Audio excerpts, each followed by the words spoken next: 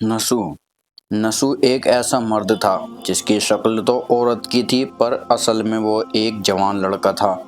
نہ نسو کے داڑھی آتی تھی اور نہ مردوں والی آواز تھی، پر نسو کو عورتیں بہت ہی پسند تھیں۔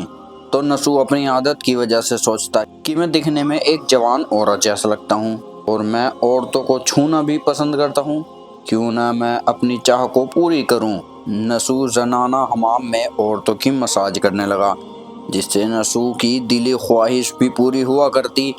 بہت بار نسو کا ضمیر کہتا توبہ کر لے، پر نسو اپنی عادتوں کی وجہ سے توبہ توڑ دیا کرتا تھا۔ اور ایک دن بادشاہ کی بیٹی حمام میں مساج کرانے آئی۔ بادشاہ کی اس بیٹی کی مساج نسو نے ہی کی، اور جب بادشاہ کی بیٹی جانے لگی تو اس نے دیکھا کہ اس کا ایک بیش قیمتی ہیرا کھو گیا ہے۔ شہزادی کے حکم سے سب کی تلاشی لی جانے لگی۔ جب نسو نے سنا کہ سبھی عورتوں کی تلاشی لی جا رہی ہے تو اس نے سوچا، میں پکڑا جاؤں گا اور میری بدنامی بھی ہوگی، شاید مجھے مار بھی دیا جائے۔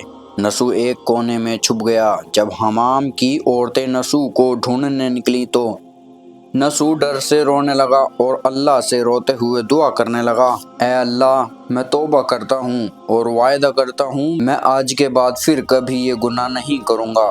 ادھر نسو سچے دل سے توبہ کر رہا تھا، اچانک سے پیچھے سے آواز آئی، نسو کو چھوڑ دو، ہیرا مل گیا۔ نسو بہت خوش ہوا اور اپنے گھر کی اور نکل پڑا۔ نسو سمجھ چکا تھا، اگر میں یہاں رہا تو میں پھر سے گناہ کی طرف کھینچا چل دوں گا، تو نسو نے شہر چھوڑ دینے کا فیصلہ کیا۔ نسو اپنی ساری حرام کی کمائی جو اس نے عورت کے روپ میں کمائی تھی، سب خیرات میں دے دی اور ایک پہاڑ پر رہنے لگا اور نماز بھی پڑھا کرتا۔ ایک دن اس نے دیکھا ایک بھینس پانی پی رہی تھی، تو سوچا یہ کسی چرواہے کی ہوگی، میں اس کا خیال رکھ لیتا ہوں جب تک اس کا مالک نہ آئے۔ پر کوئی اس بھینس کو لینے نہ آیا۔ ایک دن وہاں سے ایک قافلہ گزر رہا تھا جسے بے حد پیاس لگی ہوئی تھی۔ نسو نے انہیں اس بھینس کا دودھ پلایا اور آرام کی جگہ بھی دی۔ نسو کی اس اچھائی دیکھ قافلے کے سرداروں نے اس سے بہت سارا مال دیا۔ بطور تحفے کے روپ میں نسو نے ان پیسوں سے وہاں ایک کنواں کھودوا دیا۔ دھیرے دھیرے اس کنویں کے آس پاس لوگ رہنے بھی لگے اور عمارتیں بننے لگیں۔ نسو کی ان نیکیوں کی وجہ سے سب خوش اور اس کی عزت بھی کرا کرتے تھے۔ ایک دن ایک بادشاہ نسو کی نیکیوں کے قصے سننے کے بعد نسو سے ملنے پہنچا۔ جب بادشاہ ملنے بستی تک پہنچا تو اس کی روح وہیں قبض ہو گئی۔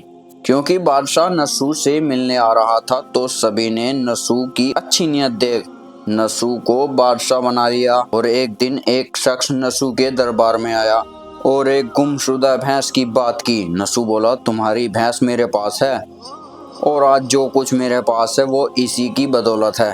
وہ شخص نسو سے کہنے لگا، اے نسو، جان لو، نہ میں انسان ہوں نہ وہ بھینس جانور، ہم دو فرشتے تھے جو تمہارا امتحان لینے آئے تھے۔